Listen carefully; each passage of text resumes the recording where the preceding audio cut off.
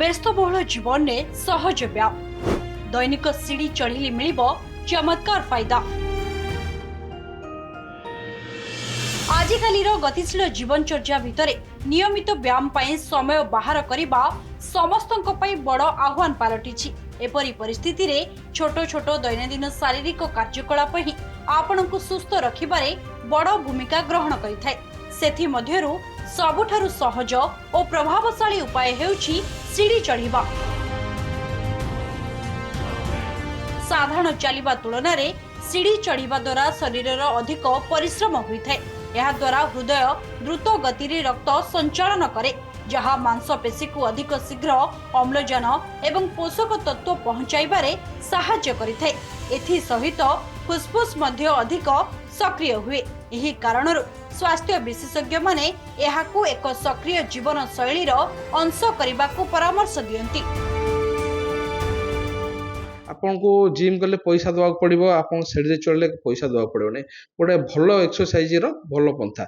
वर्षा खरा शीत आपन बाहर को बाहर एठी आपन किछि सेमति दरकार नाही।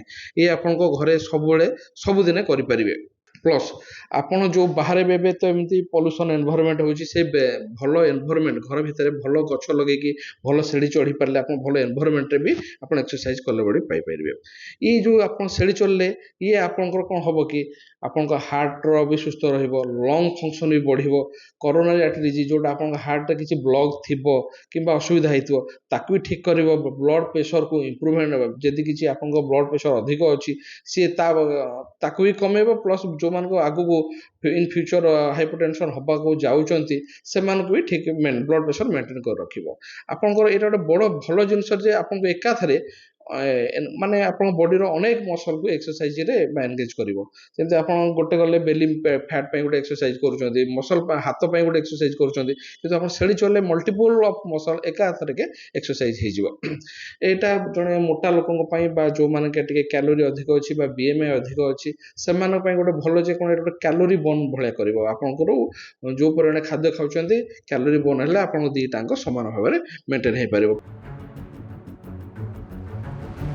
सीढ़ी चढ़िबा स्वास्थ्य पई जेतिकी लाभदायक, किछि लोकंक पई एहा सेतिकी विपज्जनक मध्य होई पारे।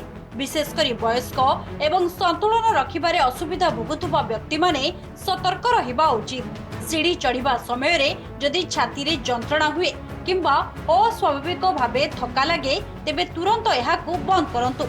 आउ कोन करिवे जानंतु। सीढ़ी चढ़िबा समय रे केबे भी शीघ्रता करंतु नाही। धीरे धीरे आरंभ करंतु। भलो ग्रिप थिबा आरामदायक जोता एवं पोशाक परिधान करंतु। आवश्यक हेले सीढ़ी रो रोलिंग को धरी चढ़ंतु। अधिक समय व्यायाम करुथिले मझिरे मझिरे विश्राम नियंतु एवं प्रचुर पानी पियंतु।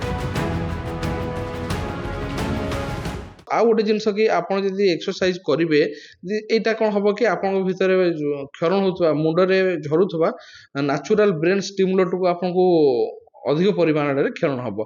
जहा द्वारा कि आपन जो माने स्ट्रेस रहउछ, द्वारा जन मोटा लोक से सब बेले डिप्रेशन रहउतबो, अधिक भाबुथबो मु काई कि से एबले एक्टिव रहि परनी। से जो नेचुरल हार्मोन गुडा आपन को ठीक से आसिले आपन को माने सब बेले पॉजिटिव मूड गोटे आसीबो, स्लीप साइकिल मेंटेन हबो। तेणु मु समस्त को निवेदन करी जे आपण घरे स्टेयर केस रे चढ़ंतु, घरे एक्सरसाइज करंतु। जिम जा समस्त दरकार नहीं। एक्सरसाइज जीवा पूर्व कौन कौन करेंगे ताकू बतैली। एक्सरसाइज जीवार कौन जब किसी वार्निंग साइन अच्छे आप डॉक्टर कंसल्ट करूँ। प्लस तार बेनिफिट जमती आप रेस्पिरेटर ठू आरंभ कर कार्डियक पर्यंत बोन रूम आरंभ करके मसल मास पर्यंत सबूर केमती डेवलपमेंट हो पार, स्लीप साइकिल केमती बेटर हो पार, ये सब काम कले आम समस्त उन्नति हो।